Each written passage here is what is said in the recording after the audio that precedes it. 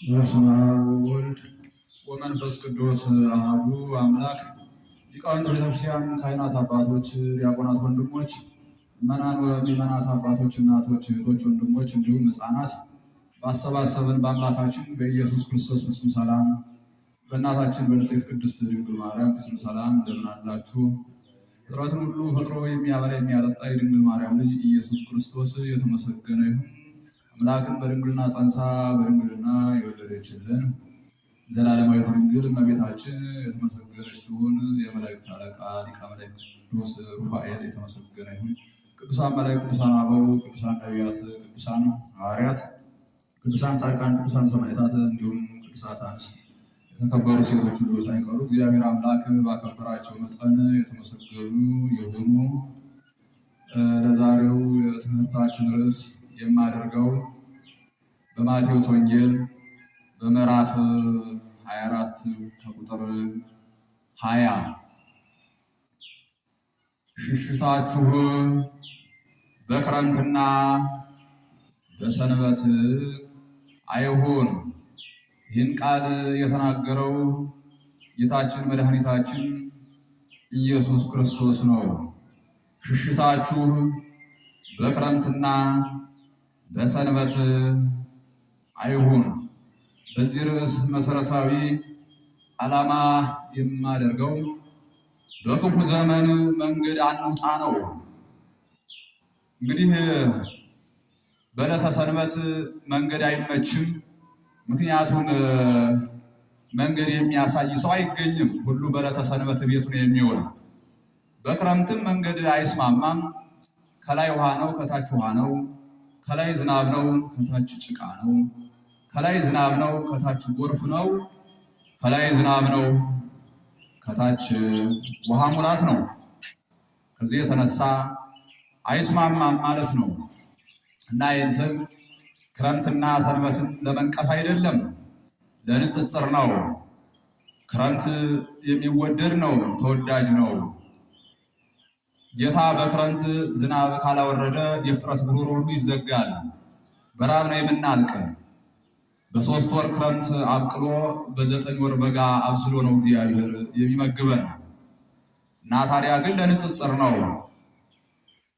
ሽሽታችሁ በክረምትና በሰንበት አይሁን እና ለዚህም በክፉ ዘመን መንገድ አንውጣ ነው ዋናው መሰረታዊ ዓላማ የማደርገው ማለት ነው። እንግዲህ በክፉ ዘመን መንገድ እየወጣን ክፉዎቹ ከጎደጎደ ምድር ከጸፈቀ ዱር ተደብቀው ያግቱናል፣ ይገርፉናል፣ ይዘርፉናል፣ ይገሉናል። እየሆነ ያለው ያ ነው ማለት ነው። በክፉ ዘመን አፋችሁን፣ እጃችሁን፣ እግራችሁን ሰብስባችሁ በቤታችሁ ተቀመጡ፣ ከቤታችሁ አትውጡ። እግዚአብሔር ሰውን ሻይ ፍጡር አድርጎ ነው የሰራን። የማይቻል የለም። ክፉ ዘመን እስኪያልፍ እኮ ዝቅ ብሎ መኖር ይገባል፣ ማሳለፍ ይገባል፣ መታገስ ይገባል። ሰዎች ለምሳሌ የህመም ዘመን ይታወጅባቸዋል፣ ለብዙ ዘመን ይታመማሉ።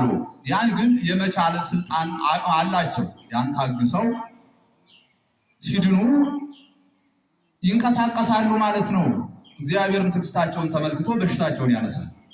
ሰዎች በዘመናቸው በሕይወት ዘመናቸው እስራት ሊታወጅባቸው ይችላል። በእስር ቤት ለብዙ ዘመን ሊኖሩ ይችላሉ። ነገር ግን ያን የእስር ጊዜ ታግሰው ቀኑ ሲደርስ ይፈታሉ፣ ነፃ ይወጣሉ። ልክ እንዲሁ ክፉ ዘመን እስኪያልፍ በቤታችሁ ተሰብሰቡ፣ መንገድ አትውጡ። ለምንድን ነው መንገድ የምትወጡት? ከተማ ለመጎብኘት ነው ወይ? ምኑ ይጎበኛል? አሁን ከተማው ዲያብሎስ የነገሰበት አጋንንት የነገሱበት ነው። ከተማው ምኑ ይጎበኛል? በዚያ በከተማው ያለ የሃይማኖት ክደት እግዚአብሔር የሚሰደብበት፣ እመቤታችን የምትሰደብበት፣ ጻድቃን ሰማዕታት ቅዱሳን የሚሰደቡበት ነው። ምኑ ደስ ያሰኛል? ከተማው ዘረኝነት የሚቀመርበት ነው። የሞት ወጥመድ የሚዘረጋበት፣ ሰዎችን እንዴት እናጥፋቸው፣ እንዴት እንግደላቸው ተብሎ ቀመር የሚሰራበት ኃጢአት በደል ርኩሰት የሞላበት ዝሙት የሚሰራበት ዘረኝነት የሚሰራበት ሰዎች የሚፈናቀሉበት ሰዎች የሚፈልሱበት የሚገደሉበት ክፋት ብቻ የሚሰራበት ለዘንዶ ዲያብሎስ መመለኪያ ቤት የሚሰራበት ሐሰተኞች ነቢያት የሚዘሉበት የክደት አካላት የሞሉበት ነው ከተማው። ለምንድን ነው ከተማውን የምትወዱት? ለምንድን ነው ከተማውን ለመጎብኘትስ በክፉ ዘመን ቤታችሁን ትታችሁ የምትዞሩት? ለምን ይሆናል? በክፉ ዘመን እግራችሁን አትንቀሉ ከቤታችሁ። ከተማ ከፈለጋችሁ ንጽሕት ከተማ ቅድስት ቤተክርስቲያን አለችላችሁ። በእርሷ ለምን አትከትሙ? ንጽሕት ቤተክርስቲያን ቅድስት ቤተክርስቲያን አለች። ድንቅ ከተማ ንጽሕት የእግዚአብሔር ከተማ በእርሷ ከትሙ። በሰዓታቱ በማህሌቱ ከትሙ፣ በኪዳኑ በቅዳሴው መከተሙ። አስቀድሱ፣ ጹሙ፣ ጸልዩ፣ ስገዱ፣ ቁረቡ፣ የእግዚአብሔርን ቃል ስሙ። እናት ቤተክርስቲያን ድንቅ የሆነች ከተማ ንጽሕት ከተማ ናት። በእርሷ መከተም ነው። እንዲያ ከሆነ ከሚመጣ መቅሰፍት፣ ከሚመጣ ሞት፣ ከሚመጣ መከራ መዳን ይቻላል ማለት ነው። እንግዲህ የሰው ድርሻ አለ፣ የእግዚአብሔር ድርሻ አለ። የኛ ድርሻ ተጠንቅቆ መኖር ነው። የእግዚአብሔር ድርሻ ተጠንቅቀን ስንኖር ከሚመጣብን ሞት ማዳን ነው።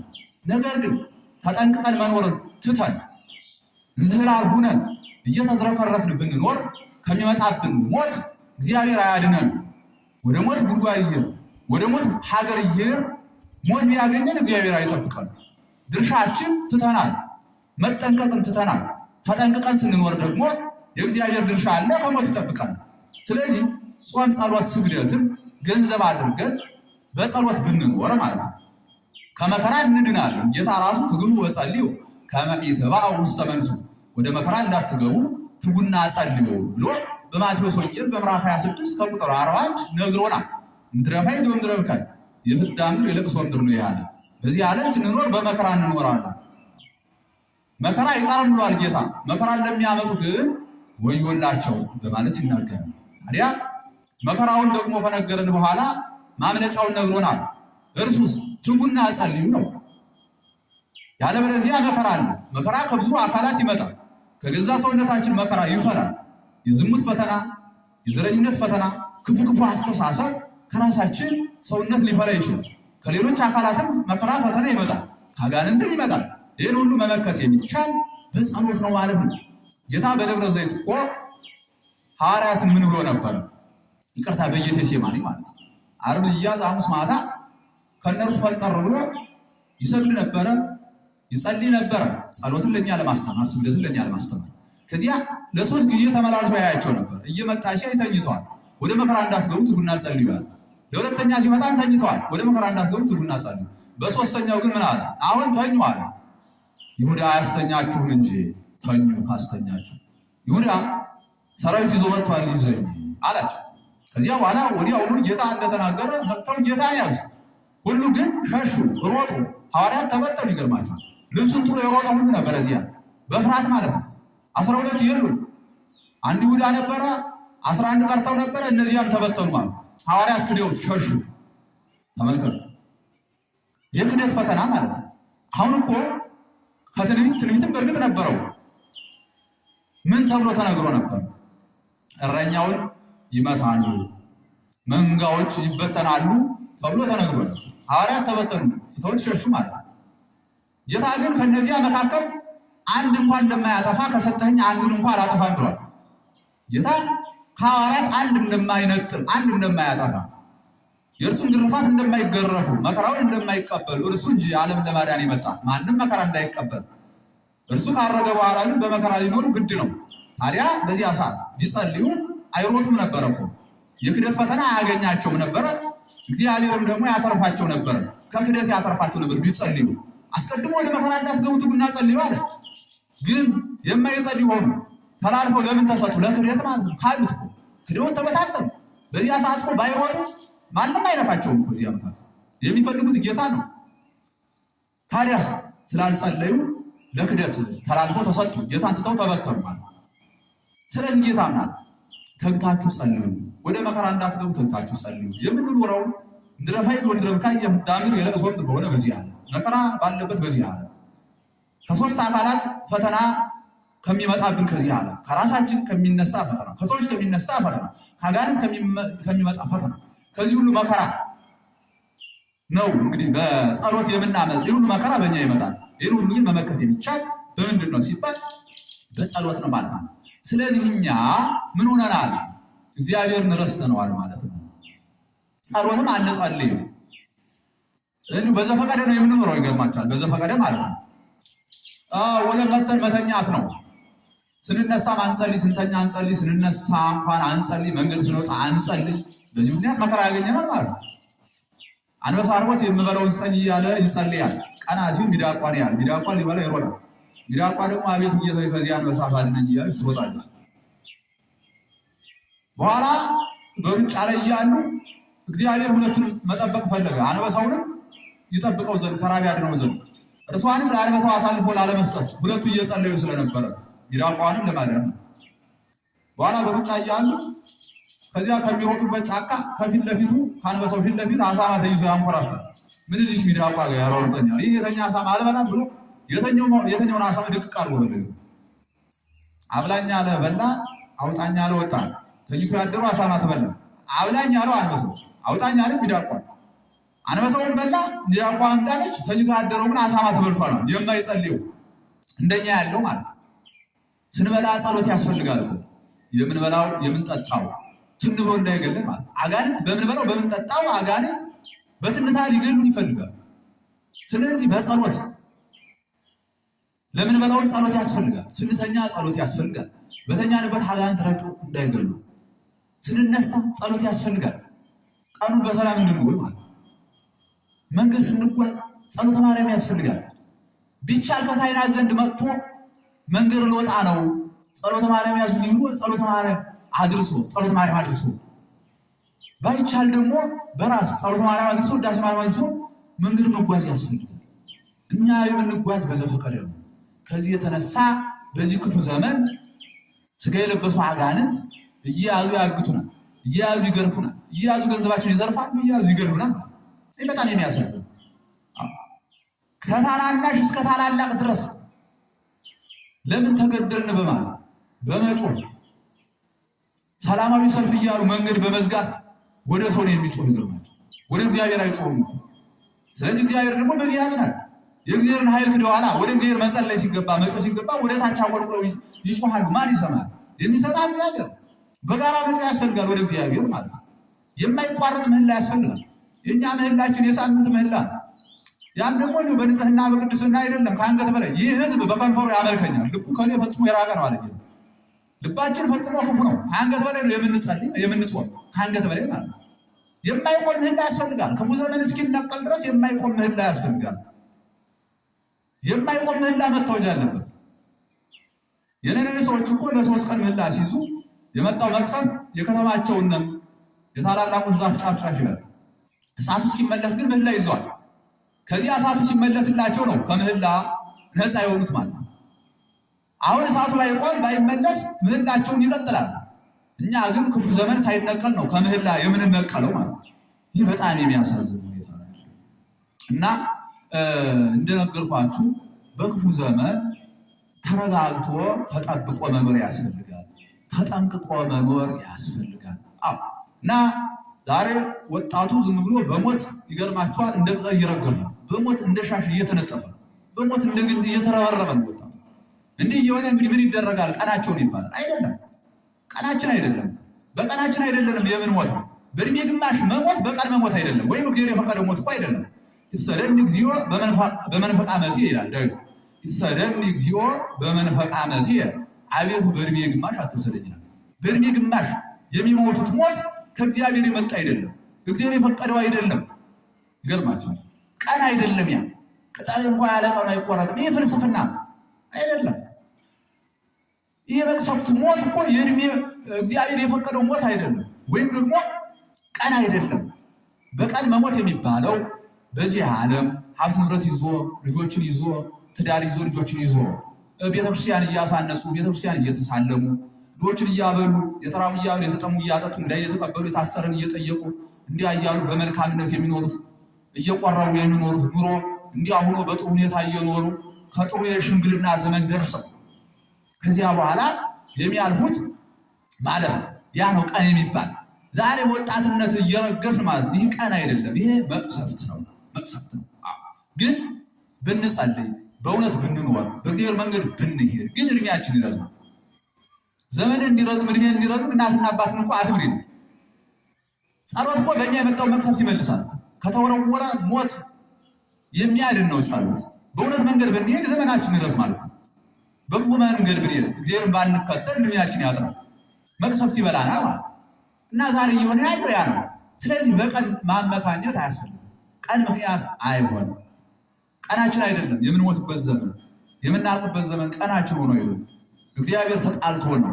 እኛ እግዚአብሔርን ረስተነው ከእግዚአብሔር ርቀን ማለት ነው።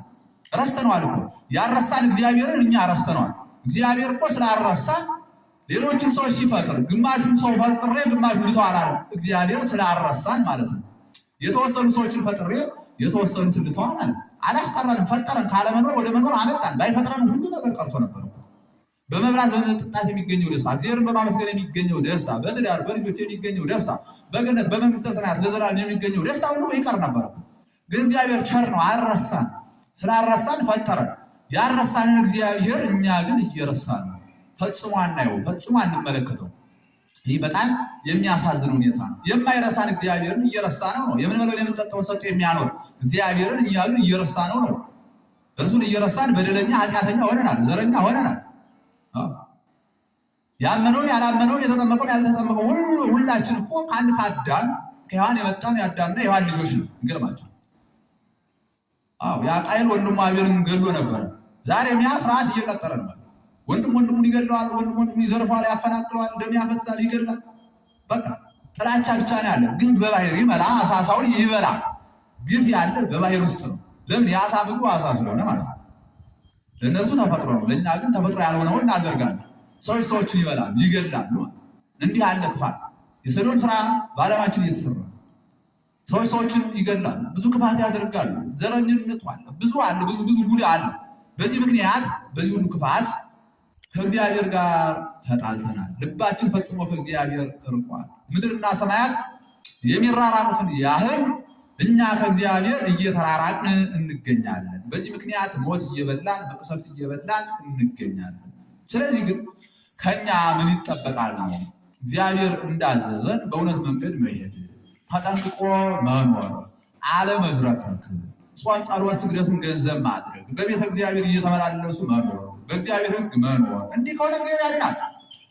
በገሞራ እኮ የገሞራ ሰዎችን በሳት ሲጨርስ በመልካምነት በደግነት ይኖር የነበረ ሎጥን ከነ ቤተሰቡ አድኗል። በኖህ ዘመንም ሌሎቹ በፈላ ውሃ ሲቀቅል ኖህን ከነ ቤተሰቡ አትርፏል።